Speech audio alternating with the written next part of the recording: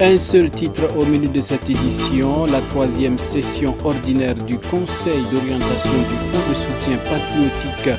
Un peu plus de 34 milliards de francs CFA, c'est la somme collectée au 31 août 2023.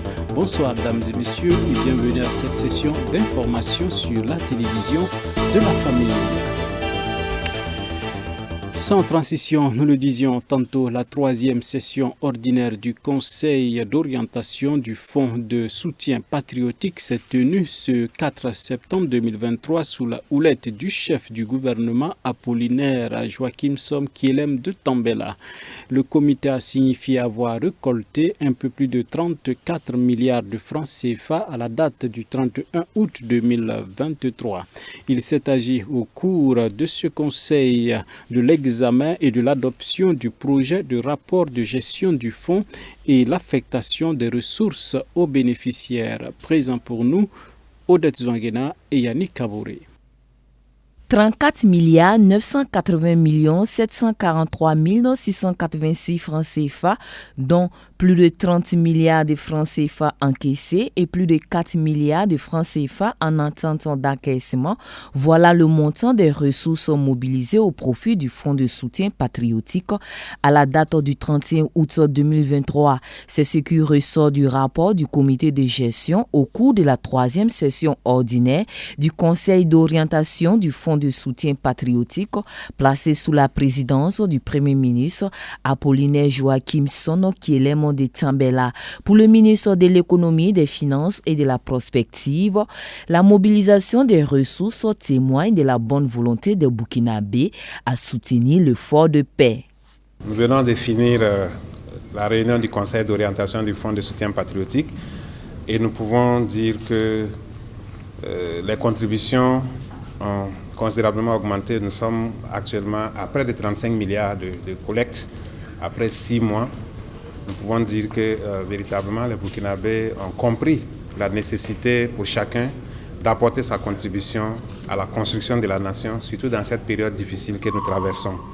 Donc chaque Burkinabé a pu prendre la mesure de cette nécessité de contribuer et ça s'est ressenti dans les chiffres. Et nous pouvons dire que nous sommes vraiment sur la bonne voie pour pouvoir accompagner efficacement les VDP sur le terrain dans la lutte contre l'insécurité. Nous voulons encore inviter les Burkinabés à faire encore davantage. À faire davantage parce que la paix n'a pas de prix. Nous devons tous nous mobiliser pour cela parce qu'aucune activité économique ne peut marcher dans une situation d'insécurité. Au-delà de l'état des lieux financiers, cette troisième session ordinaire a permis de faire le point des principales activités menées et d'apprécier les défis à relever. En phase de maturité, les défis, c'est d'abord la consolidation. Il faut arriver à consolider et il faut arriver également à faire en sorte que la gestion soit la plus transparente possible. Cela est vraiment très important. C'est d'ailleurs la raison pour laquelle nous avons envoyé un courrier à l'ASE pour qu'elle vienne procéder au contrôle de ce qui a déjà été fait sur les 6 mois. C'est là important parce qu'aujourd'hui, les Burkinabés sont engagés, mais ils ont aussi besoin de s'assurer que les montants collectés sont utilisés efficacement et sont utilisés donc pour faire face à la situation sécuritaire. Donc les défis, c'est essentiellement ça, les défis de la transparence, les défis de la consolidation, mais les défis toujours de la mobilisation pour que chacun contribue effectivement à sa façon, à sa manière donc à ce fonds de soutien patriotique. Avec le quitus des membres du Conseil d'orientation, au sorti de cette session, le comité de gestion du Fonds de soutien patriotique se fixe comme priorité d'améliorer le manuel de procédure mis en place afin de faciliter le travail des forces combattantes à travers la mise en œuvre des politiques flexibles, efficaces et efficientes, teintées de transparence. Le dit Conseil d'orientation s'est alors donné rendez-vous ce 4 décembre pour la tenue de la 4e session. L'actualité dans nos églises, le premier dimanche du mois de septembre de chaque année est consacré à la jeunesse au niveau de l'église des Assemblées de Dieu du Burkina Faso. tradition respectée, la jeunesse a commémoré une semaine durant sa journée. À l'église des Assemblées de Dieu, Temple Emmanuel, ce dimanche, l'on a célébré la journée autour du thème « Sois un vase d'honneur pour le Seigneur ». Une célébration solennelle qui a été marquée par une clôture des activités menées tout au long de la semaine par la jeunesse, bien entendu. Présent à la cérémonie de clôture ce dimanche donc, Abibalaï Bouraïma et Gédéon Tapsoba.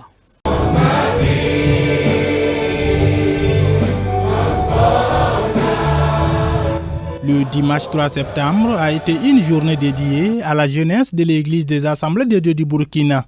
À l'instar des autres assemblées, la jarde locale de l'église Temple Emmanuel a célébré également cette journée qui marque aussi une clôture de série d'activités au cours de la semaine. Le mardi, nous avons eu un enseignement avec le pasteur, notre papa Dipama Josué, et sur le thème « Sois un vase d'honneur pour ton Seigneur ».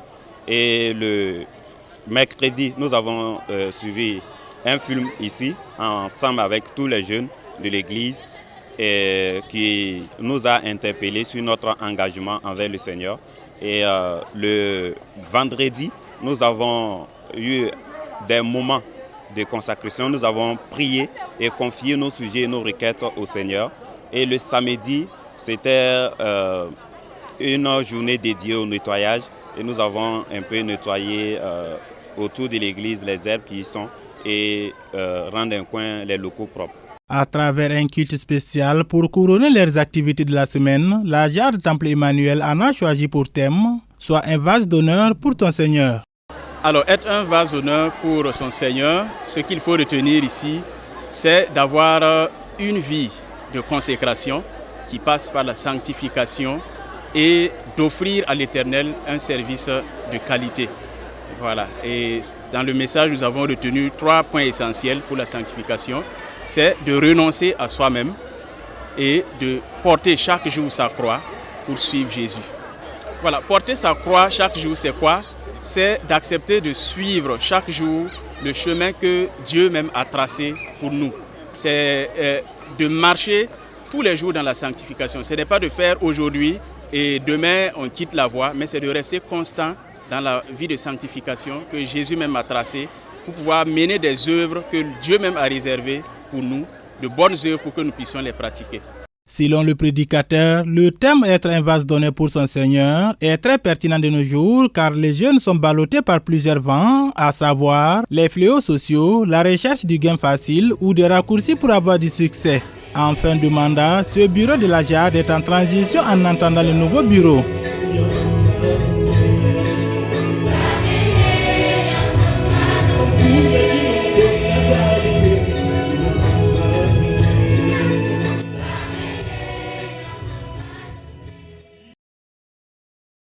Et toujours en lien avec la commémoration de la journée de la jarde, eh bien, la première église des Assemblées de Dieu de la Padoue, entre autres activités menées au cours de la semaine, un panel sur l'utilisation des réseaux sociaux.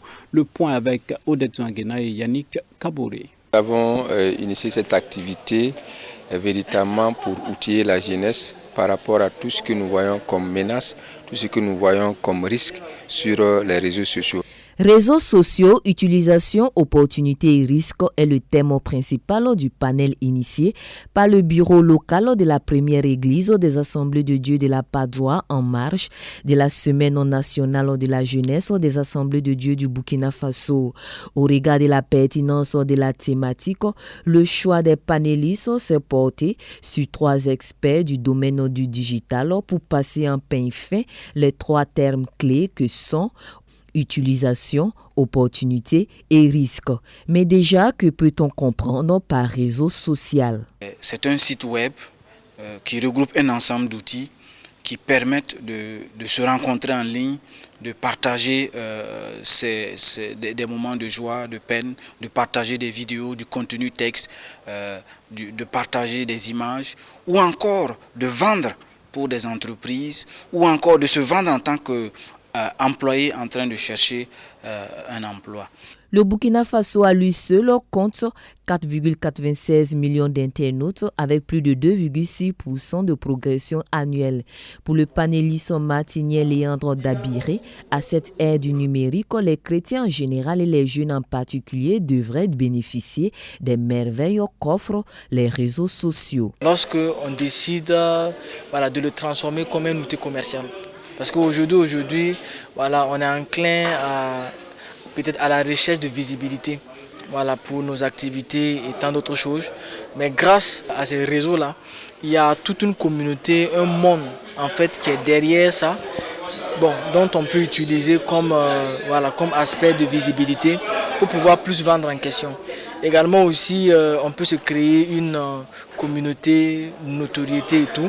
Donc c'est vraiment un outil, peut-être au-delà de l'aspect un peu négatif, mais vraiment c'est un outil commercial incontournable au Burkina Faso ici, en tout cas pour ces temps présents, pour les entrepreneurs et les vendeurs en fait.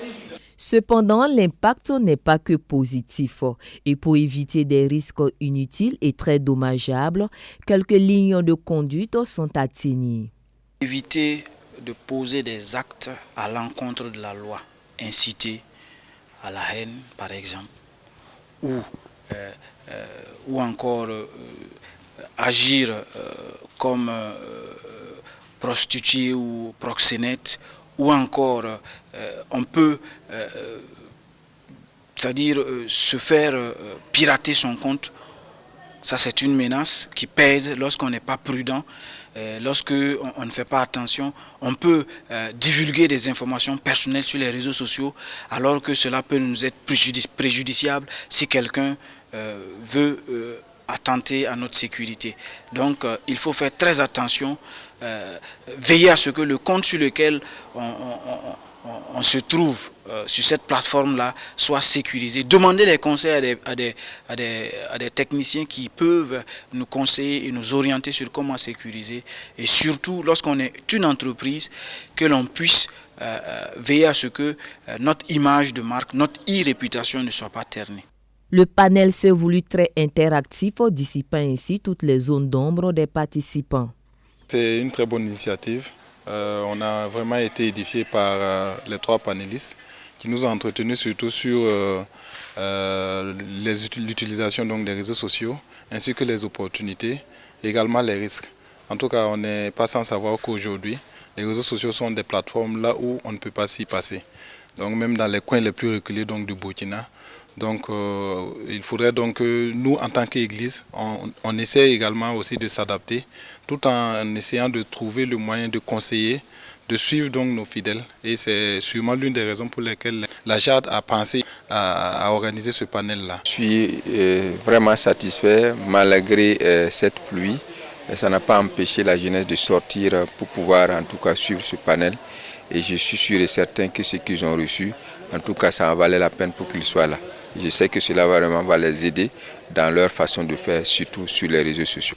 Saluant l'initiative à sa juste valeur, le pasteur Théophile Compaoré n'a pas tari d'éloges à l'égard du bureau local pour la tenue de ce panel. C'est une initiative louable, surtout que ce sont des thèmes d'actualité. Nous voyons que de nos jours, beaucoup sont victimes en tout cas des nouvelles technologies de la communication. Et je pense que ce qui a été abordé ce soir permet, un temps soit peu, de pouvoir prendre des dispositions. Et même s'il n'est pas professionnel dans le domaine, on peut quand même, avec un minimum de précautions, éviter de tomber dans le piège que ces nouvelles technologies donnent. Le message que je lance, que la jeunesse soit toujours unie, fédérée autour de leur bureau. C'est là maintenant qu'ils vont laisser les grandes actions. La semaine du jadis bat ainsi son plein à la première église des Assemblées de Dieu de la Padoie. Outre le panel, d'autres activités sont en vue, dont la formation des jeunes sur la confection d'affiches publicitaires avec Android, l'enseignement, la visite au PDI, la célébration de la journée à proprement dite ce dimanche et la séance sportive, fitness, évangélisation au monument des martyrs.